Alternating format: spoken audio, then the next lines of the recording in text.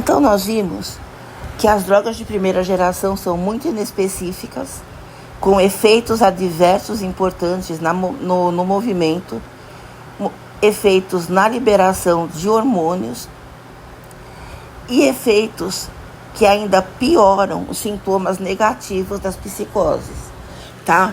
Um efeito antidopaminérgico cortical que vai se sobrepor aos sintomas negativos. Foi quando os autores começaram a perceber, isso comecinho da década de 90, eles começaram a perceber que o receptor de serotonina, HT2A, ele modulava a liberação de dopamina. Ou seja, esse receptor, quando a serotonina agia nele, diminuía a liberação de dopamina, tá? Principalmente na córtex, porque na córtex esse sistema serotoninérgico, ele é mais presente. Então, nesse momento, eles já sabiam que os sintomas negativos e cognitivos eram parte da doença, faziam parte da psicose, não eram uma outra doença separada. Então, o que eles pensaram? Vamos atuar no receptor HT2A para ver se a gente consegue aumentar a dopamina cortical. Só que vamos fazer isso sem aumentar ela no límbico, porque no límbico já está aumentada. Então vamos tentar reduzir a dopamina no límbico, como acontece com as drogas de primeira geração, e vamos tentar aumentar corticalmente. Aí eles chegaram a essas drogas aqui, que são drogas que também bloqueiam o receptor D2, mas bloqueiam menos do que as drogas de primeira geração. O bloqueio é menos potente, tá? Por isso que elas não são muito sedativas. Algumas não são nada sedativas. Outras são em doses altas, tá? Por quê? Porque o bloqueio mais forte do D2 é que é sedativo. Essas daqui bloqueiam de forma menos potente, tá? E ao mesmo tempo, essas drogas bloqueiam o receptor da serotonina, HT2A. Porque se a serotonina reduz dopamina, se você bloqueia o receptor da serotonina, você vai aumentar a dopamina. Ou seja, você tem no estriado, tá? E na córtex, um aumento de liberação de dopamina. No estriado, na via nigroestriatal, reduz os efeitos adversos que você teria no movimento. A síndrome extrapiramidal. Porque você está bloqueando o receptor D2. Porque a droga bloqueia D2, só que bloqueia pouco. Mas, ao mesmo tempo, você está liberando ali a dopamina. E na córtex também. Na córtex você aumenta a dopamina, bloqueando esse receptor de serotonina, tá? E lá no límbico? Lá no límbico você vai bloquear o D2. Só que vai bloquear menos do que na primeira geração, tá? Isso são drogas de segunda geração. Até há pouco tempo, um ano e meio no máximo, as drogas que têm o nome terminado em ona, risperidona, por exemplo, ziprasidona, palimperidona, as onas, eram consideradas a terceira geração de antipsicóticos. Hoje não, tá? E o aripiprazol, que a gente já vai ver que é a terceira geração, era considerada a segunda. Então eles mudaram a classificação. Então, a segunda geração bloqueia D2 e bloqueia HT2A. Tá? Só que o D2 ele é um bloqueio moderado, ele é menos potente do que a primeira geração. Tá? A risperidona, as zonas, bloqueiam os dois. Só que bloqueiam muito mais o HT2A do que o D2. Ou seja, são drogas mais antidepressivas do que drogas realmente antipsicóticas. Protege de sintomas positivos? Protege, tá? Porque bloqueia D2 no límbico. Mas se as crises do paciente são muito exuberantes, ele alucina muito, fica muito tempo alucinando, delirando, ele fica muito incontrolável, essas drogas pode ser que elas não funcionem sozinhas, tá? Elas são mais potentes no HT2A. Bom, quais? As que têm o nome terminado em ona, risperidona, palimperidona, domperidona, tá? Zonas. Ziprasidona, tá? Essas daí são mais antidepressoras, agem mais nos negativos e nos cognitivos, tanto que a risperidona ela é muito usada no transtorno bipolar, na depressão do bipolar, tá? A clozapina, essa é importante vocês lembrarem pelo nome. A clozapina é o padrão ouro para psicose resistente, tá? Psicose que não cede com as outras drogas. Você tentou outras drogas, o paciente não respondeu, principalmente os sintomas positivos. Aí você usa clozapina. Por que clozapina só é primeira escolha na psicose resistente? Porque ela reduz a produção de células brancas do sangue. Ela provoca a granulocitose. Ou seja, você tem efeitos hematológicos importantes que podem reduzir muito a imunidade do paciente. Então, para usar clozapina, tem alguns protocolos em que o paciente precisa fazer exame de sangue toda semana, para você ver como é que estão as células do sistema imune. Tá? Então, você guarda a clozapina para psicose resistente, psicose refratária. Aí ele é o padrão ouro. Praticamente é a única que vai funcionar. Tá? Mas o efeito antipsicótico é um efeito de segunda geração.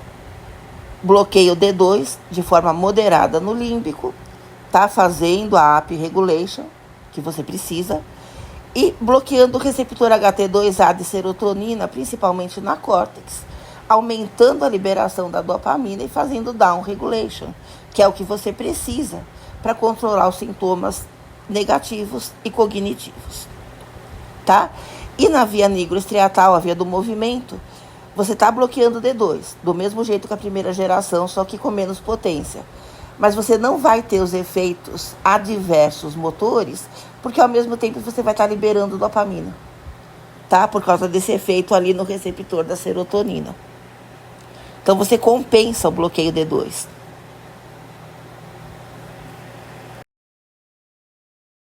Tá, aqui só para ilustrar como que você bloqueando o HT2A, você aumenta a dopamina na córtex. Tem a ver com aquele mecanismo que a gente viu lá no começo, da alteração da liberação do GABA. Então, o que você tem? O HT2A interagindo com serotonina, ativa o neurônio que produz GABA, o GABA é inibitório, vai reduzir a presença do glutamato, então reduz a liberação de glutamato, porque você está ativando o neurônio GABA, tá? E essa redução do glutamato vai reduzir a liberação de dopamina cortical. Isso daqui acontece fisiologicamente para você equilibrar a dopamina, tá?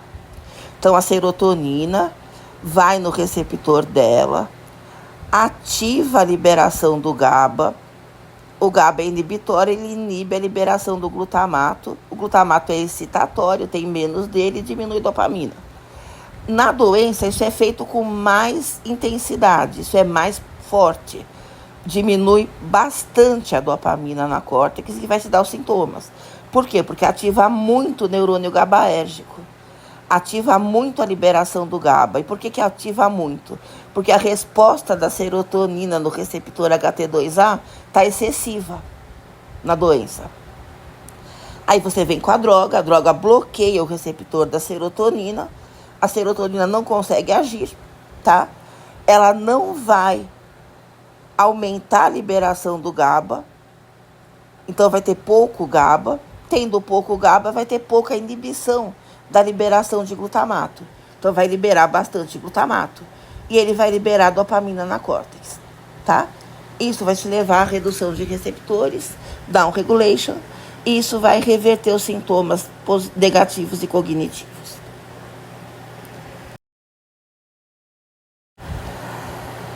Tá, aqui de forma mais esquemática, então você vai aqui em cima, ó, desinibe os neurônios piramidais, é aquilo que a gente acabou de ver. Então não deixa mais que o GABA sendo liberado em excesso bloqueie a liberação do glutamato e da serotonina, tá? Essa é a desinibição. Além disso, você vai ter, olha, um aumento de glutamato na tegmentar ventral, que vai liberar mais dopamina na córtex, na via mesocortical, e na via do movimento nigroestriatal, tá? Porque é um aumento focado de glutamato. Por quê? Porque tem mais receptor HT2A nessas duas áreas, menos do que no límbico. Então, por isso que o efeito maior dos bloqueadores do HT2A acontece aí na córtex, aumentando a dopamina e revertendo sintomas negativos e cognitivos, e na via do movimento, na nigroestriatal, compensando o bloqueio do receptor D2 e impedindo que aconteçam os efeitos adversos motores.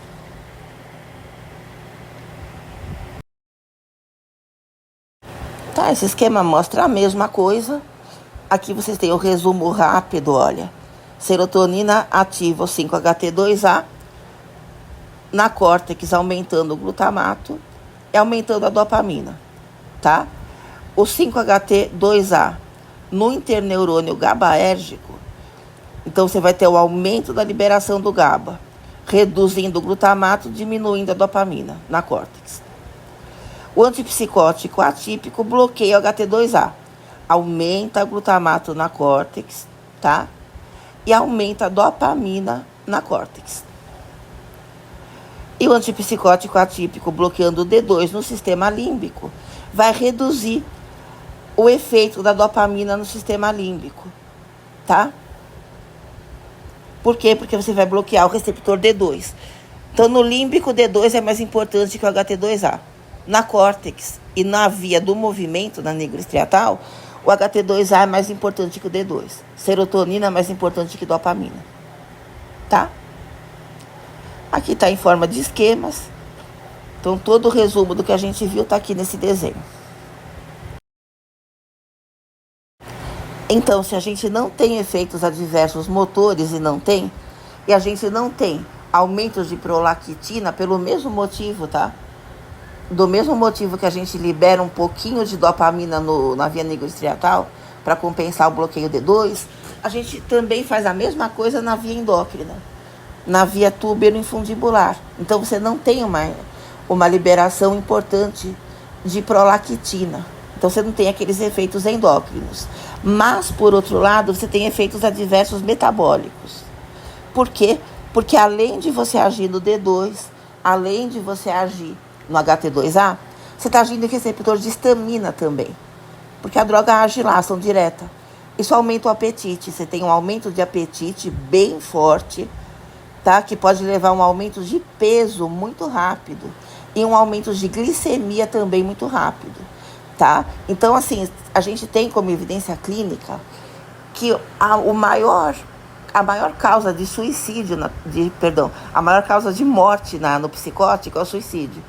A segunda maior causa são complicações do diabetes, quando o paciente usa drogas de segunda geração e ele acaba engordando muito rápido, aumentando muito rápido a glicemia, caindo na síndrome metabólica, no diabetes tipo 2, e aí fica difícil de você tratar no esquizofrênico, porque ele já tem problemas cognitivos também, ele já tem toda uma série de intercorrências que dificultam ele entender o tratamento e ele ir lá fazer o tratamento. Então fica difícil você controlar a glicemia. Mas quando você usa a droga de segunda geração, você precisa checar a glicemia e o peso do paciente, tá? Pelo menos uma vez por mês. Porque é muito, muito, muito intenso esse tipo de efeito, tá? As drogas que têm o nome terminado com zapina são as que causam maior aumento de apetite, de peso, de glicemia. Tudo que termina com zapina acaba sendo bloqueador de receptor H1 de histamina e aumenta o apetite. Como aquele antidepressivo NASA, se a gente viu na outra semana, mirtazapina.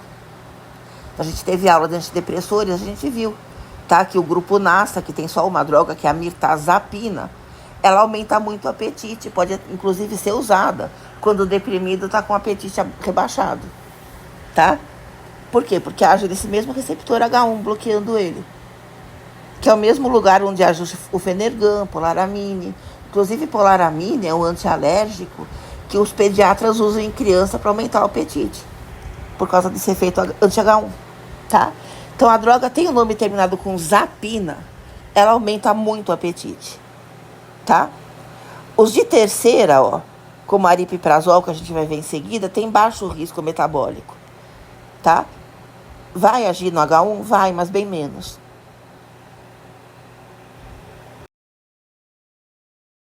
Tá? Então aqui a gente tem um efeito dual dos atípicos, da segunda geração. Tá? Hoje em dia se chamam de atípicos só a segunda geração. Antigamente chamava segunda e terceira. Tá? Mas tá mudando tudo isso, tá? Geralmente quando alguém fala antipsicótico atípico, eles falam de segunda geração. Bloqueadores HT2A e bloqueadores D2, tá?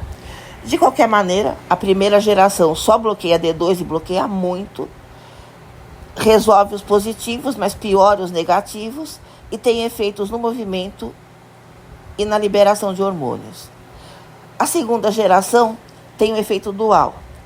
Age no D2 bloqueando, só que bloqueia menos. Isso resolve os positivos, tá? A não ser que sejam muito exuberantes. E também você vai bloquear o HT2A, o serotoninérgico. Isso aumenta a liberação de dopamina cortical, resolvendo os sintomas negativos e cognitivos, e aumenta a liberação de dopamina na via do movimento, protegendo o paciente dos efeitos adversos motores, tá?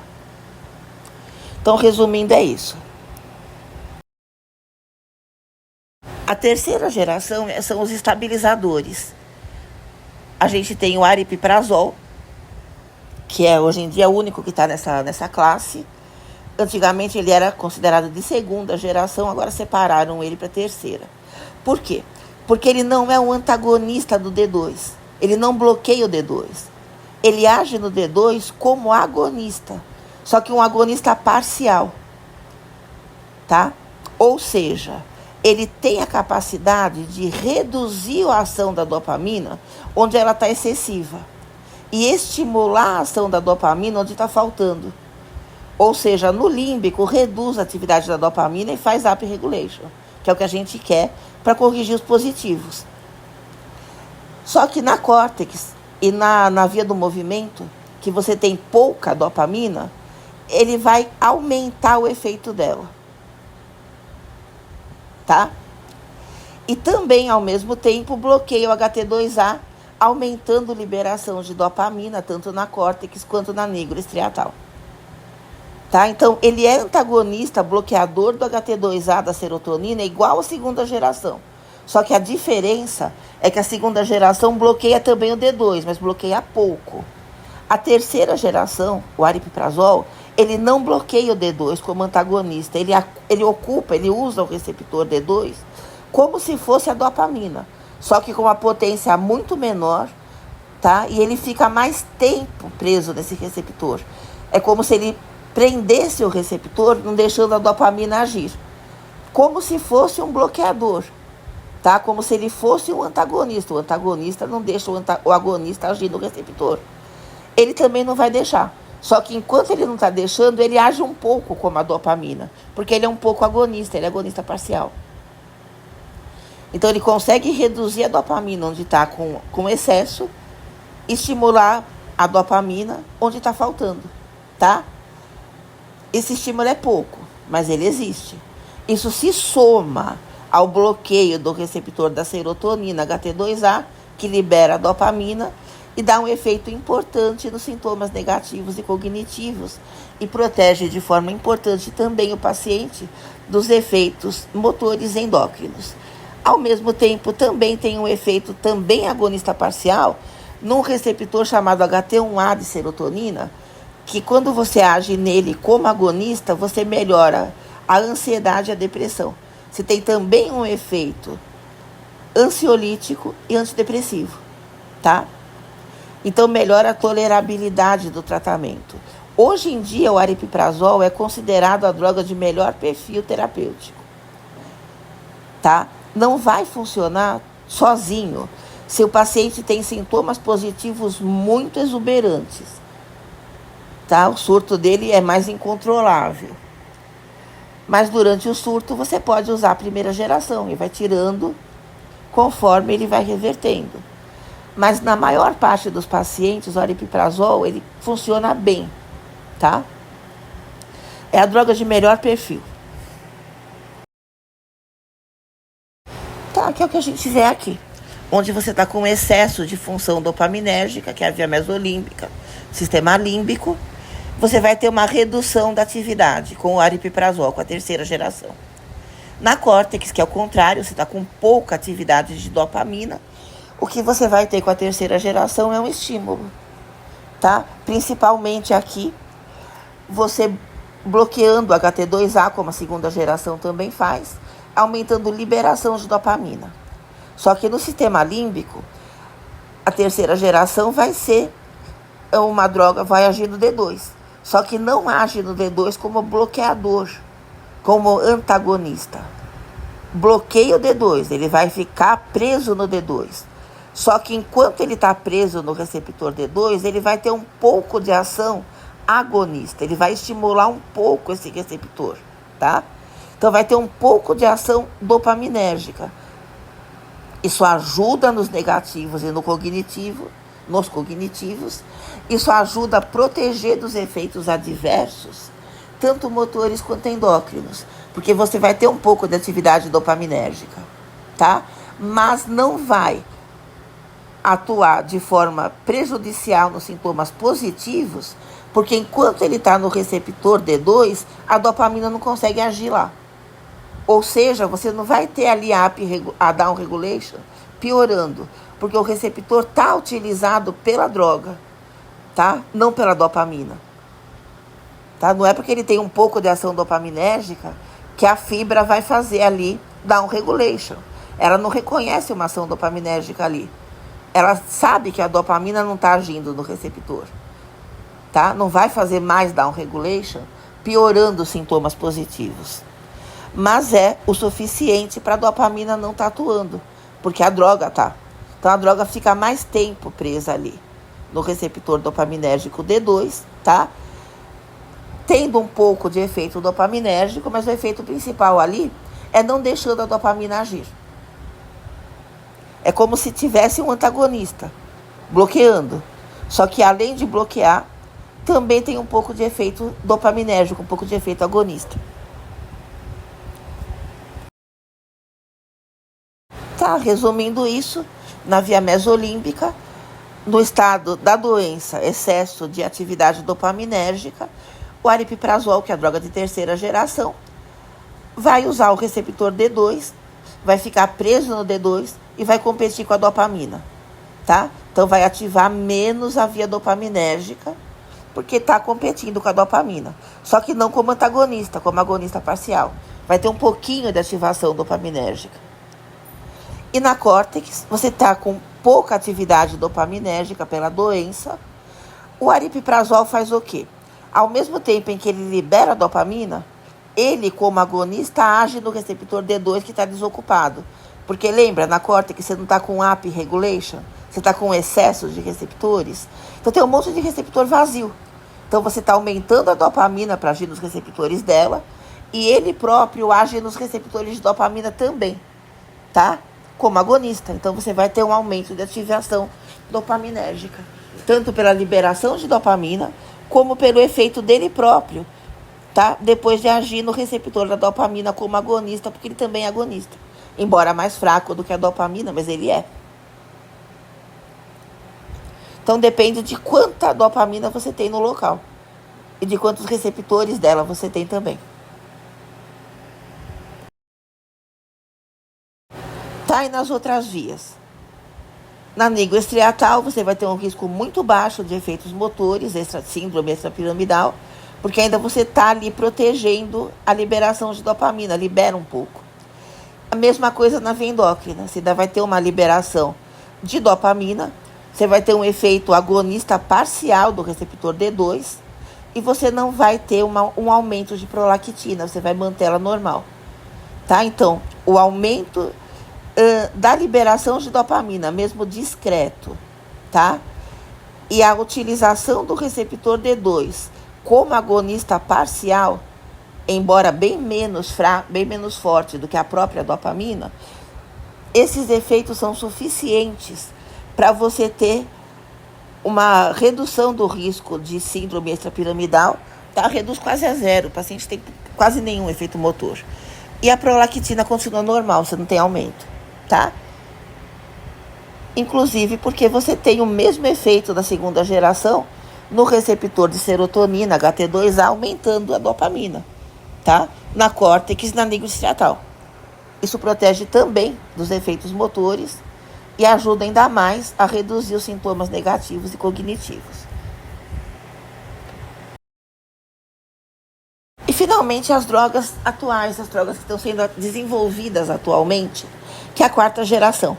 Ela funciona como um mixer, tá? Ela vai mesclar ações em várias vias de neurotransmissão. Por quê? Porque o que se tenta com estas drogas é não agir no receptor dopaminérgico, não agir no D2. Por quê? Para reduzir os efeitos adversos, tá? Então a gente tem alguns exemplos das drogas que estão agora entrando na terapêutica e as que estão terminando os ensaios clínicos para entrar, tá? Então a gente tem o Cobenfy, que é a xanomelina tróspio, que é um agonista de receptor de acetilcolina, tá? Você não vai agir bloqueando a dopamina, você vai agir aumentando o efeito da acetilcolina, tá? Existem grupos começando a tentar usar essa droga na doença de Alzheimer, porque se você tem uma droga que aumenta a transmissão colinérgica no cérebro, vocês vão ver na aula específica, isso reverte sintomas de demência. Isso aumenta a cognição, aumenta a memória, tá? Aumenta a motivação. Então, existem grupos já tentando começar a estudar no Alzheimer. Hoje em dia, ela só é utilizada na psicose, tá? Ela não age em D2, ela só age em receptor colinérgico. Que receptor? Receptor muscarínico, tá? Aumenta a atividade da acetilcolina. Então, a gente tem aqui o Cobenfy. A caplita, que é a lumateperona, é uma ONA, ó. Ela age bastante no receptor de serotonina. Lembra? Tudo que termina com ONA age mais no receptor da serotonina. Então, age bastante em sintoma negativo, cognitivo, bastante em depressão, mas também modula o glutamato. Então, você consegue atuar também na liberação de glutamato. Isso regula a liberação de dopamina também no límbico, não só na córtex. Tá? A caplita, ela é usada já tá. Acho que até acabou a fase 4, ela já está sendo prescrita mesmo normalmente em terapêutica. Mas ela é mais nova do que o Cobenfy, que é de setembro de 2024. E a gente tem aqui uma associação cariprazina-brexpiprazol. O brexpiprazol, ele é um derivado do aripiprazol, tá? Ele, então, bloqueia o HT2A. Só que junto com a cariprazina, ele tem uma ação também D3. Não só D2, HT2A, como aripiprazol, tá? E o brexpiprazol, mas você soma uma ação D3. E o receptor D3, ele tem a ver com humor, com volição, né? Com iniciativa, tá? Então, você diminui a apatia, diminui o retraimento, o paciente consegue interagir mais com o meio, tá? E você melhora a cognição também. O impacto metabólico aqui é bem pequeno, você não tem ação anti-H1 importante. Então, são drogas que não vão engordar o paciente muito rápido. Aliás, geralmente não engordam o paciente. O aripiprazol também não, tá? Só a segunda geração mesmo, principalmente as apinas. As apinas engordam bem mais, aumentam muito o apetite. A terceira geração já não, a quarta ainda menos.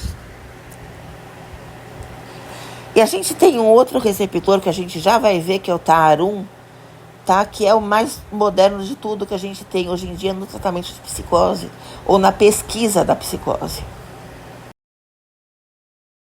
Então, a ideia da quarta geração é não usar receptor dopaminérgico, ou usar o menos possível, principalmente o D2, tá?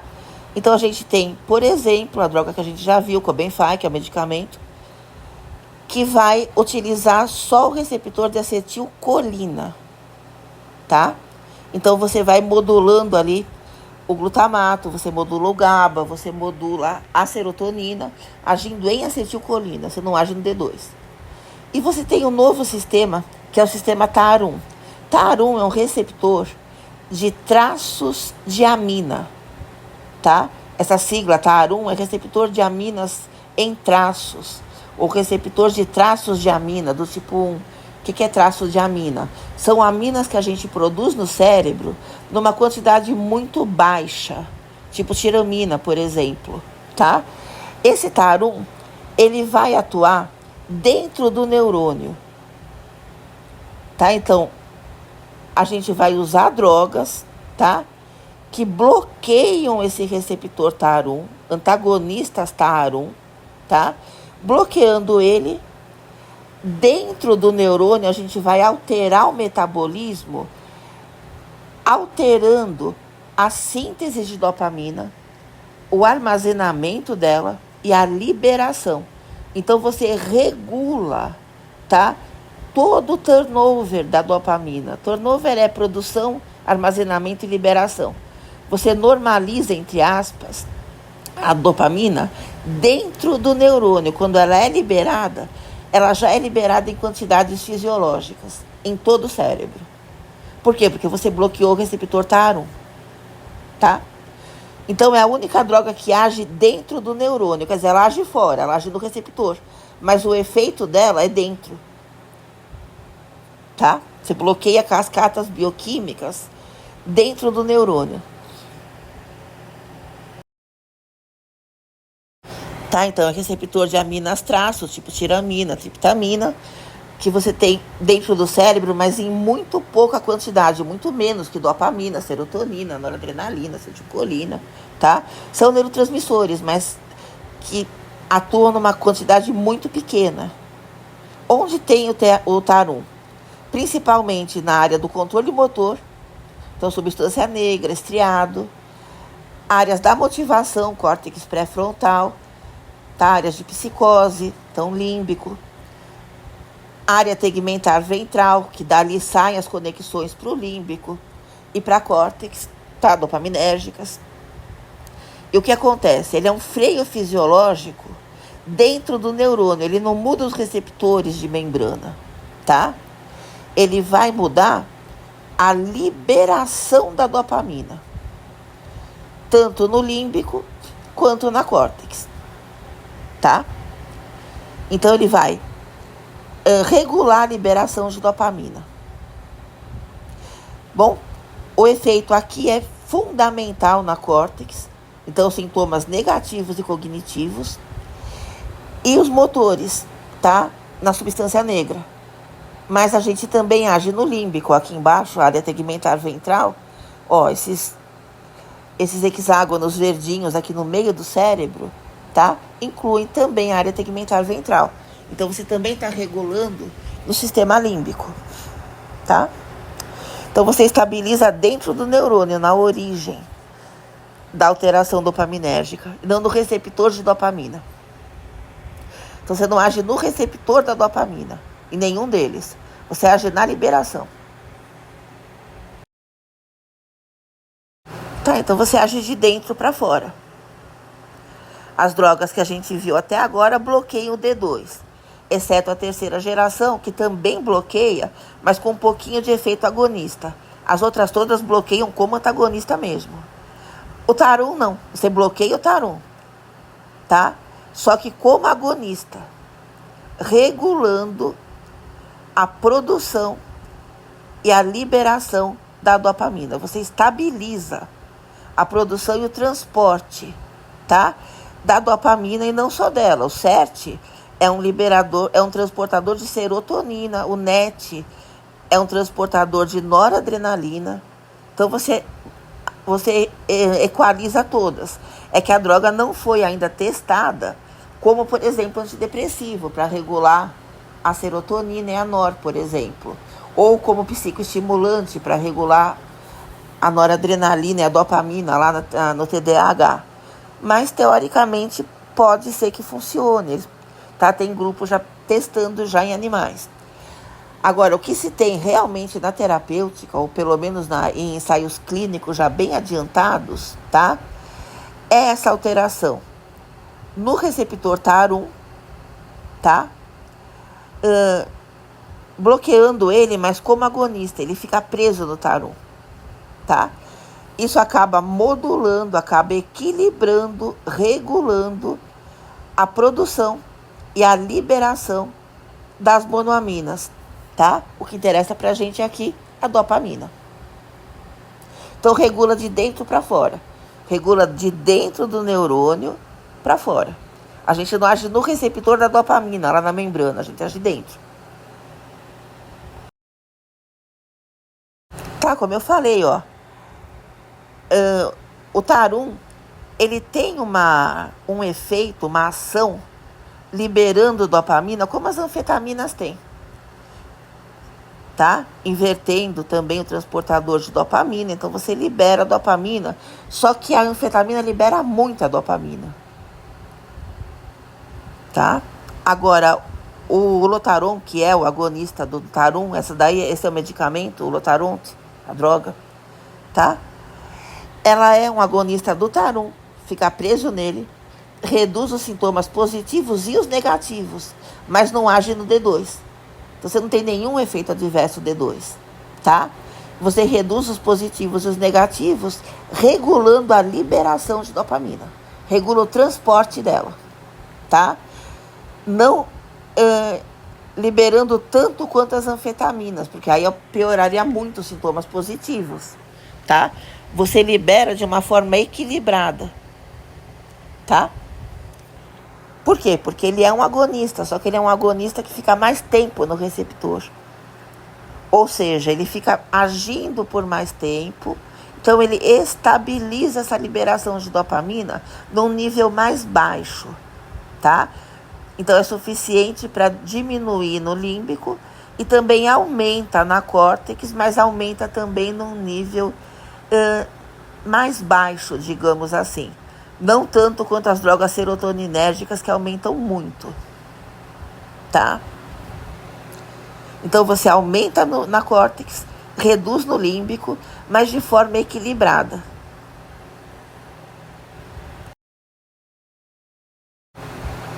Tá, isso aqui é um resumo completo. Então mostra a gênese dos sintomas, positivos, negativos, cognitivos. As vias que estão alteradas e como estão, onde tem mais dopamina, onde tem menos, tá? A correlação glutamato, serotonina, GABA, dopamina, tá? Aqui está representado no límbico como aumento, mas também está explicado por escrito aqui o paradoxo glutamatérgico, que é uma hipofunção porque reduz na córtex, tá? O receptor NMDA, que é interessante vocês lembrarem, que é o receptor que está alterado na gênese, no começo dos sintomas, vem desse receptor de glutamato que responde menos. Ele é menos funcional, tá? Aqui a gente tem as vias dos efeitos adversos, são os efeitos iatrogênicos. Tá, iatrogênico é efeito adverso à medicação. Tanto a medicação quanto a qualquer procedimento terapêutico. Isso é iatrogenia. Então, você tem na via do movimento e na via endócrina, você tem o receptor TAR1, que faz o freio fisiológico da dopamina dentro do neurônio.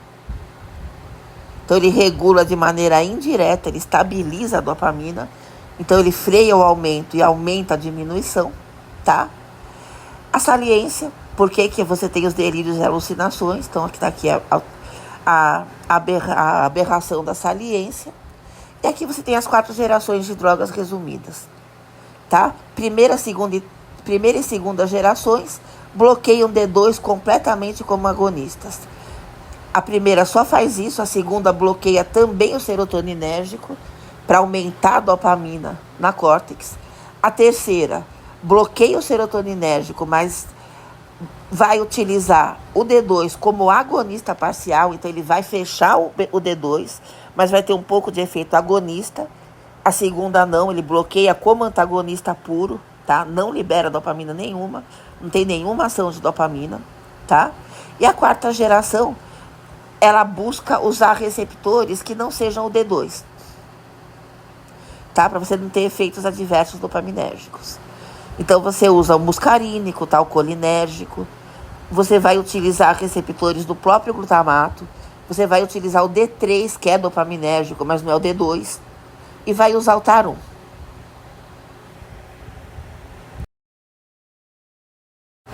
Principais efeitos adversos. Primeira geração, alto risco de efeitos motores e de efeitos hormonais, tá? Efeitos motores, síndrome extrapiramidal. Efeitos hormonais, prolactina aumentada. Com Parkinson, tá? Medicamentoso ou iatrogênico. Então, parte da síndrome extrapiramidal. Segunda geração, efeito metabólico importante, então síndrome metabólica que vem do ganho de peso. E especificamente a clozapina, isso é importante lembrar, ela causa também a granulocitose, redução da imunidade.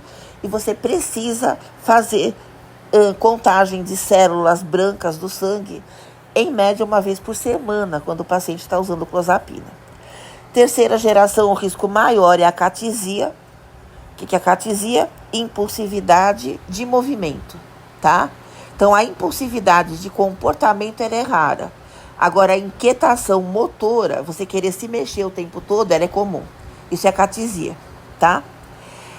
E a quarta geração, se vai agir no receptor colinérgico, como o Cobenfy, você vai ter aumento da ação da acetilcolina ou dos efeitos colinérgicos também fora do cérebro. Então, contração do músculo liso, tá? E aumento das secreções. Então, náusea, cólica, vômito, aumento de salivação, aumento de suor. Tudo que é aumento de acetilcolina fora do cérebro vai ter. A lumateprona vai ter sedação porque ela age no receptor LAHT1, como você age também com alguns hipnóticos, tipo algumas drogas que vão realmente ter um efeito ansiolítico e sedativo, porque você age no receptor HT1A, tá? Tipo a buspirona, que é um ansiolítico. Embora não seja sedativa a buspirona, a lumateperona é, porque ela é mais potente, tá? Então a sedação aqui é o efeito mais importante por causa de um efeito na serotonina, no receptor de serotonina, que não é o HT2A, é o HT1A, tá? Que o aripiprazol também tem, só que muito menos. O aripiprazol quase não é sedativo. Uma ideia que o pessoal está testando é utilizar o aripiprazol, que não é sedativo, junto com a lumateperona na hora do surto. Porque o aripiprazol não segura o surto. Porque ele não é praticamente nada sedativo. Aliás, drogas de segunda geração e de terceira não são quase, a não ser as apinas, que há essas que engordam mais, também são sedativas por causa do receptor H1. Do mesmo jeito que o Fenergan. Pensa no Fenergan e no Polaramine. Tá? Nos antialérgicos que aumentam o apetite e dão sono. Tá? As drogas de segunda geração, que tem um nome terminado em zapina, fazem a mesma coisa. Elas são um pouco sedativas. Tá? As outras não. Você não consegue usar no surto. Tá? Mas associando a lumateperona, pode dar para usar junto, para aumentar a sedação, tá? Isso não é evidência, mas tem autores tentando, tá? E a cariprazina, que vai gerar acatisia do mesmo jeito que o aripiprazol, tá?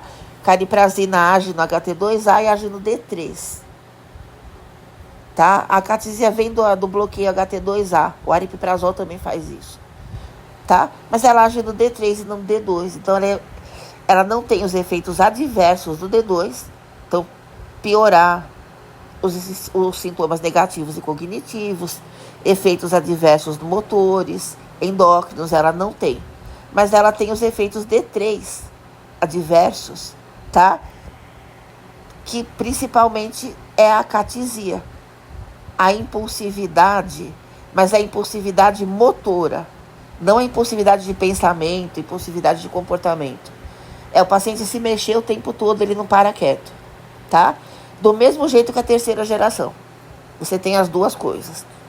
Você tem as duas coisas? Não, perdão. Você tem os dois grupos de drogas dando acatisia, tá? Na quarta geração, apenas drogas do tipo da cariprazina, que são aquelas que agem em D3. Bom, ou seja, as drogas estão se desenvolvendo, tá? Não só no sentido de você abordar os 3 conjuntos de sintomas de forma eficiente, mantendo a funcionalidade, tanto social, quanto profissional, quanto de relacionamento, quanto emocional do paciente, mas também mudando o perfil de efeitos adversos para tornar as drogas mais toleráveis. Então, a primeira geração tem um risco maior de efeitos mais graves, motores e endócrinos, tá? E da piora da depressão, piora dos efeitos, dos sintomas cognitivos e negativos. A segunda geração já tem um risco metabólico maior, que é o ganho de peso, diabetes, síndrome metabólica, mas você já não tem os efeitos motores e os efeitos na liberação de prolactina, os efeitos sexuais, tá?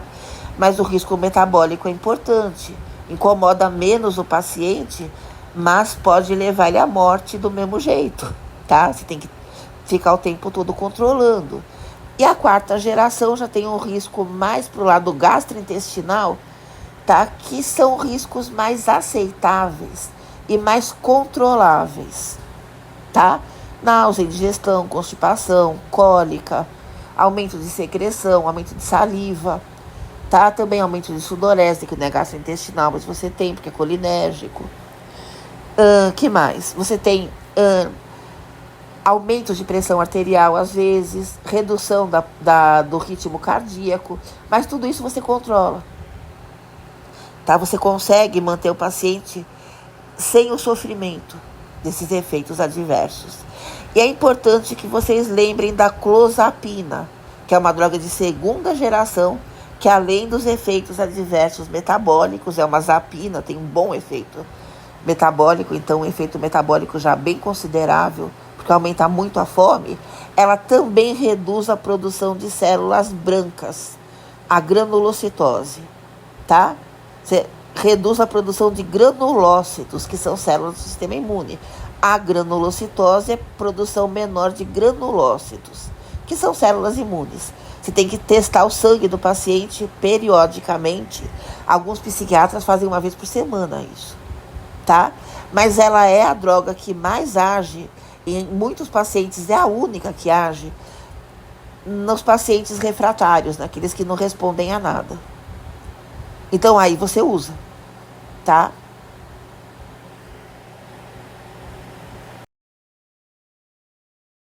Finalmente aqui, tá? A afinação da orquestra.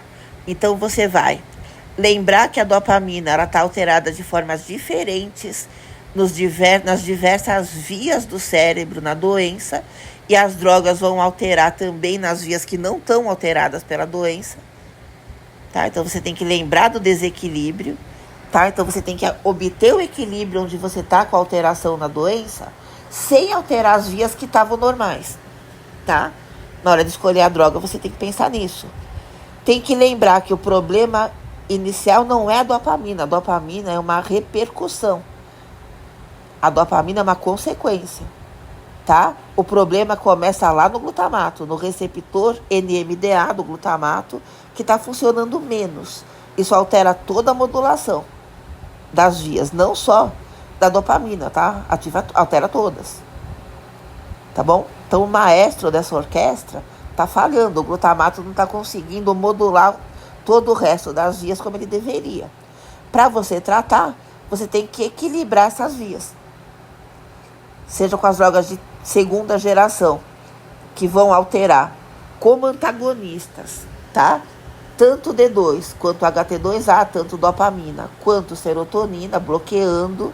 Aí você consegue agir nos dois centros que estão alterados, tá? No límbico e na córtex, mas você ainda tem os efeitos adversos endócrinos, tá? Os efeitos metabólicos, que é aumentar a glicemia, porque aumenta muito o apetite. Ou até síndrome metabólica, aumenta também o colesterol. Bom, e aí você tem a terceira geração, que faz ali uma regulagem mais fina, tá? Com efeitos adversos menos intensos e em menor quantidade, mas você tem uma catesia importante. Pode ser necessário até utilizar um ansiolítico ao mesmo tempo, porque o paciente ele vai ficar fisicamente incontrolável usando a terceira geração. Sempre não, mas muitas vezes acontece. E algumas drogas de quarta também, aquelas que agem no D3 principalmente, tá? E a quarta geração, que tem uma regulação mais fina ainda, tão fina, que ela dispensa a utilização do receptor D2. Então, ela não tem nenhum efeito adverso D2, porque elas vão funcionar agindo em outros sistemas, tá? Não sendo necessária a utilização do receptor D2. Então, aqui você tem um equilíbrio bem mais fino, tá? Você usa o sistema colinérgico, então receptor muscarínico, sistema do TAAR1. No próprio glutamato, embora você não tenha ainda uma droga especificamente que haja só no glutamato, você tem algumas que agem também no glutamato, tá? Então, tipo a caplita, por exemplo. Então, ela vai agir no receptor de glutamato, na via do glutamato, tá? E ela vai agir também no receptor de serotonina, bloqueando, tá?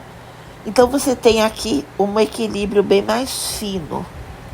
E cada vez mais você vai buscando isso, a precisão, tá? Com qual objetivo?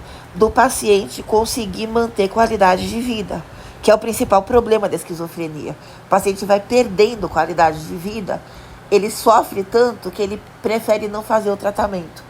Tem muita recaída de sintomas, porque o doente para o tratamento.